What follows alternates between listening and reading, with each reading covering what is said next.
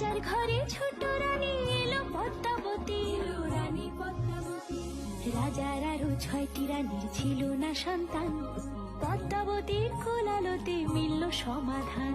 বছর যেতে জন্ম নিল 7 ছেলে 1 মেয়ে, হয় খুশির আকাশ হঠাৎ কালো মেঘে গেল ছেয়ে। হিংসেতে যায় জ্বলে পুড়ে বাকি 6টি রানী, যুক্তি করে ঘটায় ওরা 7 কুমারের হানি। সুযোগ মতো 7 ছেলেকে মাটিতে দেয় পুঁতে, বাঁচে একা পারুল, ওরা পায় না তাকে ছুটে।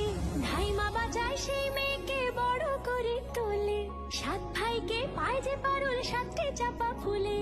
এত কিছুর পরেও রাজার বিপদ যে কাটে না, সূর্য নগরে সুখের সূর্য আর ওঠে না। হিংসা বিবাদ বিচ্ছেদ আর প্রেমের কাহিনীতে পারুল বোন কি পারবে 7 ভাই চম্পাকে জাগাতে।